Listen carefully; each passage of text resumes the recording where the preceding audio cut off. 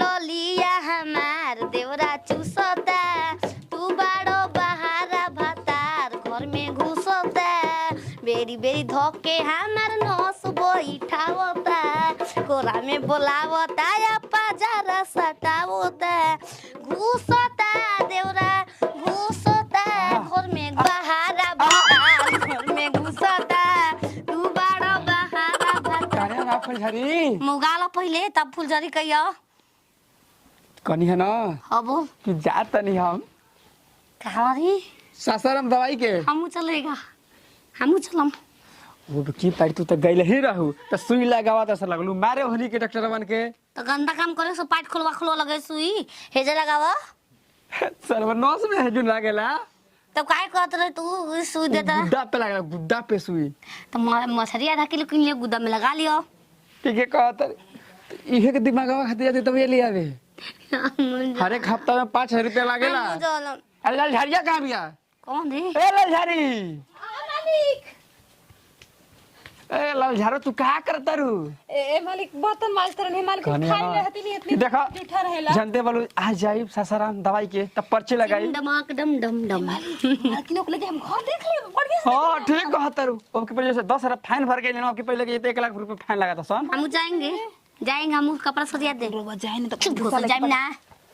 chow mein ना मिली लमचू चूसे के ना मिली जाए तू रहबो ना रुपया खिया तो मालकिन उतना में खुश हो जानी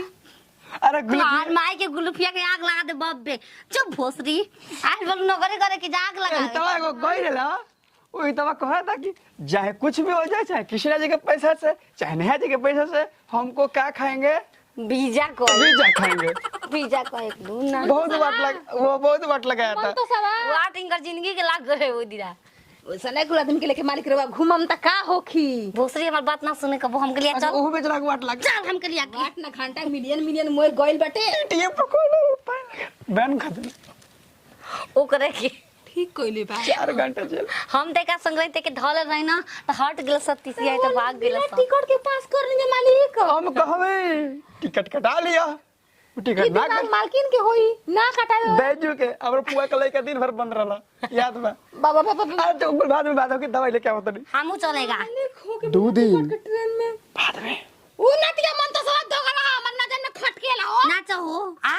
हां बिगाड़े के सब हाथ रवा के वो करे काम बस हम ये कहतनी मालकिन देखी 2500 रुपया अब फाइन नहीं बिगड़ेगा तो कोई माई का लाल है बिगाड़ देगा जी गलत बात है समझावेला ना कि समझ बुझ के घर में रही मालिक संग रही देखो जो जैसा रहता है वो अच्छा काम वो अपने फायदा देखता है सब लोग अपना फायदा के लिए सबको समझाता है बात समझ में आया समझ जाओ चुप रहो बात खत्म करो ठीक हमारा रे जो ये सही चल जीवो हे राजा हम के बनारस घुमाई दो ए राजा हम के बनारस ए भोसड़ा के नाचहू कलर नहीं के नाचहू कलर ना काम नाचे के लोग जान पड़े अब जे के खुशी गोधलिया के पाना खिलाई दो जब बोदलिया के पाना खिलाई दो ए राजा हम के बनारस घुमाई दो ए राजा ई कौन डांस नया डांस के सरिया तक ऐसे नाचता हमरा के बनारस घुमा दी मालकिन ओ कमर डैमेज वाला में हैंग पर गुड़ 150 वाला क्रीम खिए बिल्कुल चल काल चल भोसड़ी के हिम्मत बा औकात बा तो चल काल ये मालकिन रो हमारा का काहे देखी ना देखेंगे रे वो अपन काम से तन तरह हिले वाला रहनी है काम छोड़ के काहे वो काम हम मजबूरी में पकड़ के पड़ल कि ना भोसड़ी लोगन तो ने भूसड़ो विश्वास ना रहे चोरी करा ये काली रे काली आयो माई ई रानी मालकिन यानी कब काम छोड़े के बड़ी छिनरी हमके मुआ दियो माई चपले भैया हो पटना से चलता दवैया हो पटना से चलता दवैया नहीं खाला ना खाए देला सुन माई रे ओ कर खेला अरे हिक भर मोले कबो खड़े अगवे देला निहुराई आई तो गाला भा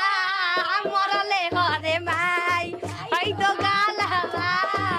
मरले बारे माई आई तो गलीनिया मरले बिया माई मैं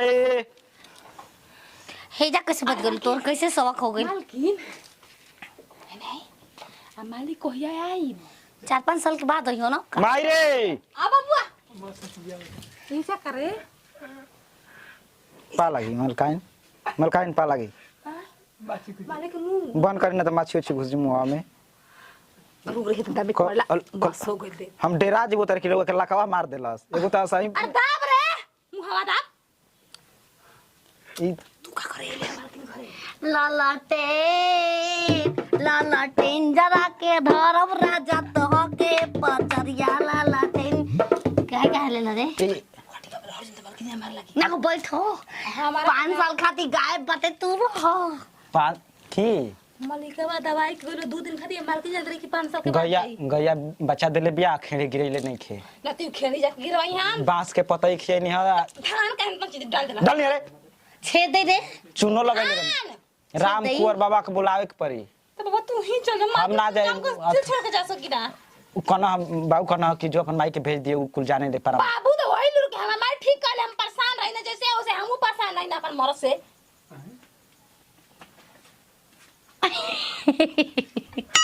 हां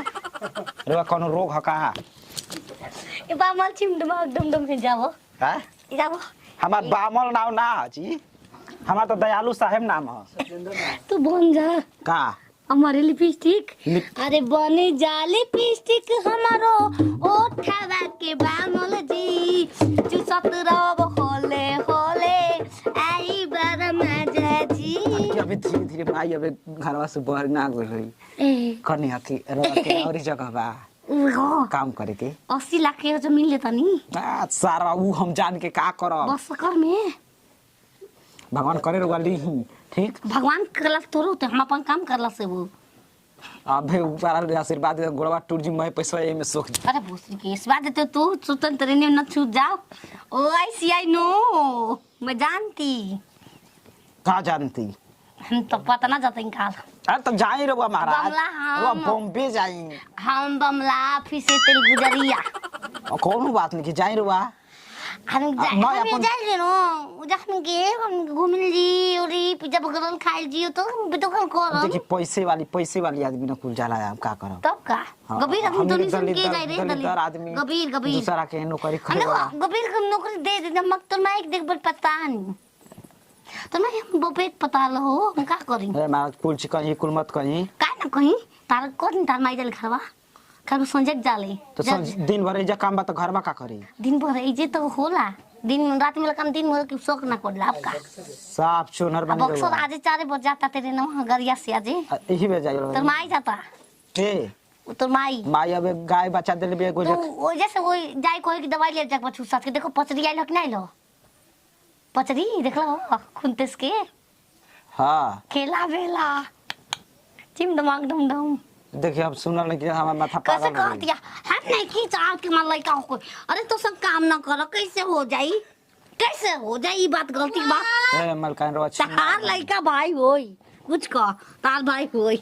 कुछ कह दबा गोदवा पैसा मिल गोदवा झन झन झन कर दी हां दिमागी हालत ठीक नहीं के भर सकबा पागल हो गइल बहुत कुछ सोच के हम सोचे थोड़े हम पुनः दो संग जाए माई अब नौकरी ना करी जाजी ए मलकाई अरे तोर माई नौकरी ना कर तोर खर्चा कुछ चल 3 जन बाद झड़ जाए हम जाके चिमनी पर ईटा पात थब आए हम ईटा पात थब सूती के बैठी तोर चलते के बैठी रहुआ हम कुछ जानल चाहते हैं रहुआ से जानो रख हमार लाइन माई पाओ काहे कब 3 दिन रह आज नु तो काल गोरी लाइन में पयाई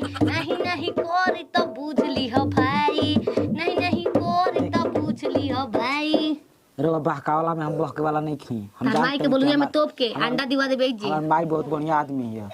समझ हर गई माई 40 गो रहुए लिखा रख ले हो हमारा नौकरानी हो तो नौकरी लिख रहा हमार लइका को मुंह पे लागल बाड़ू माई नौकरी मत करे ना कर बबुआ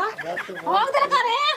नौकरी मत हो कर ना वो एक पे भी भाग देला मारला को आयो माया में बीपीआई हो गइल हम लइका के ना छुई ना तो बीपीआई हो जाला रे कहा तरीके के रखल है हमार पापा के तोर माई जाली बक्सर पे आज आई बाहु ए लेकर आई बा बबुआ ई पागल ये कर बात पे विश्वास में ऐसे मरी के छोड़ के दवाई के कहां बाहर के भाग तू मत जा नौकरी कर बाय ले अबे पानी दूध के पानी नौकरी तू नहीं उठ ले कर भाई हम अपने मोबाइल पे मारी मां इज्जत चल जाई हैं चल देखला बोले तू कमाई माई कहतिया ए देखो तार लगा माई कहतिया ये हां डाल दी तोर जींस में रहे ना हम ईटा पाथ ले जाके उजा कमेसर सिंह को हम कमेसर सिंह को जाके ईटा पाथ चल चल चल ए मालकिन तू अपन नौकरान रख ले जैसे राम राम बटे में से काम ना कर 6000 रुपया चाहिए 200 बढ़ा दे 1700 हो जाए तार ना जा छोड़ माकली बना तो के